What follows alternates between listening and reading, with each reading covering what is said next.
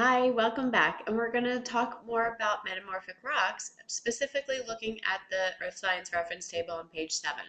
So you're going to need to have your reference table out and feel free to mark it up as we do in here in this screencast. So you'll notice the first box that's red and highlighted. It says texture foliated. We talked about there being two types of textures, foliated and non-foliated.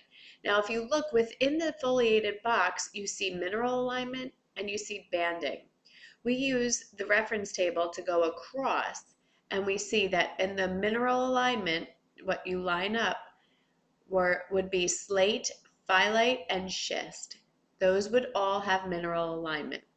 If we look down at the last category, banding, we would look across and see that gneiss is the only metamorphic rock on this chart that has banding. Okay, so we use the top and bottom to tell about the texture. Moving along, we go to the grain size. The grain size, similar to the grain sizes on the other charts, refer to the particle size, and it would be fine, medium to fine, coarse, medium to coarse, and you see that located on that column. Next, we have mineral composition, and if you look at the top, you see a series, it almost looks like a bar graph, right? So we have mica, we have quartz, feldspar, amphibole, garnet, and pyroxene. Now you have to be careful. These columns also align across with each of the rock names. So we use it in two ways. We can tell that slate has only mica. If you look up here at slate and you look across, it only has this little strip here, mica. But you see if you go one down to phyllite and to schist, if you look across, phyllite has all of them except for pyroxene, and schist has just a small amount of pyroxene and all of the rest of the minerals. Going down further, gneiss has all 6 of the minerals in this little bar graph.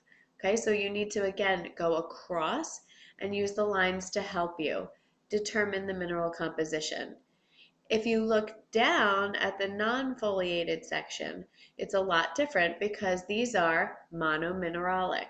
They only have one mineral, except for hornfels, which does say various minerals, but they're not labeled. Oh, and metaconglomerate, but they're not labeled. So we just are concerned with those that are on the chart. Okay, moving across. We have our type of metamorphism. Now, if you remember on the other screencast, we said there were 2 types of metamorphism. Regional, which is located at the top part of this chart. All of the foliated is regional metamorphism. If you remember, that's from the mountain building processes where the heat and pressure come together to make mountains, and it causes the metamorphism of the rocks there. And if you look in the non-foliated section, we see our second type of metamorphism present, the contact metamorphism, where the magma touches the layers of rock that are already there and creates a metamorphic rock right on the spot. That only one that is only contact metamorphism is hornfels. Okay, so you'll see that a question coming up quite a bit. But one other part of this chart that I want you to notice is the way this arrow goes down. It says heat and pressure increases. So as you go from the top rock, slate, down to the bottom of the foliated section to gneiss, the pressure and metamorphism increases as you go down this list. Let me show you another picture. If you look at this, it gives you a visual to go along with what we're seeing on that chart. Slate is at the top, considered to be low-grade metamorphism. And then as you go down the list, we see phyllite and schist with a higher metamorphism. Gneiss is not on here, but gneiss would be at the bottom, having the highest metamorphic rate. Okay, so the heat and pressure is the most at the bottom of that little section. All right, let's go back. And we'll look now at the comment section. We have a comment section in the sedimentary rock chart, just like we have here. This describes a little bit of how these rocks are made and what the parent rock was. Now we consider parent rock because it was the rock that was changed. and then the metamorphic rock becomes the new rock. So you see at the top, slate was a low-grade metamorphism of shale. Phyllite, it says that foliation surface is shiny from microscopic mica crystals. And as you go down the list, you see it says different comments for each of the metamorphic rocks. At the bottom, the non-foliated section, we can see more of the parent rock names. Bituminous coal makes anthracite coal. We have metamorphism of quartz sandstone, which makes quartzite. Metamorphism of limestone or dolostone makes marble. And we know that metaconglomerate comes from conglomerate rock, sedimentary rock. And here's a list of the rock names going down as we saw. And also we have the map symbol, similar to the rock chart up above with the sedimentary rock chart. All right, so now that you've gotten to be an expert at this metamorphic rock chart, let's look at some questions and see how we can answer them, okay? What is the parent rock of slate? Write it down, write your answer down on your separate sheet of loose leaf notebook paper, and we'll go over it tomorrow, but I'll give you the answer now. Here's how we find out.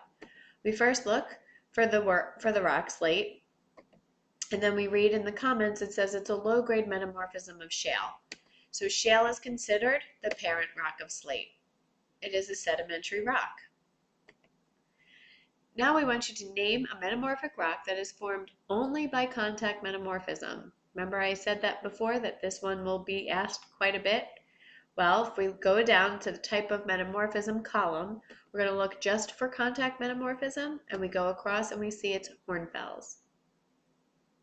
Write this answer down too. Name a non-foliated rock with a coarse grain size. So we go to the bottom part of the chart, the non-foliated section. We go to coarse, and we look across. It is metaconglomerate. I hope you're getting an understanding of how we use this chart and what some of the questions are that you will see. Let's try another one. Name a metamorphic rock that would react with hydrochloric acid. Okay, now this is a two-step question. You may remember the term hydrochloric acid from our minerals chart. You may have to flip back to the back cover of your reference table to look at the metamorphic chart to find the hydrochloric acid. When you see that, you'll notice that it's either calcite or dolomite. So now going back to page 7 at this metamorphic rock chart, you can see right here we have the composition, and we look for calcite or dolomite. That will give us the metamorphic rock that will react with hydrochloric acid. It's marble. Okay, here leaving you with a picture of metamorphic rock.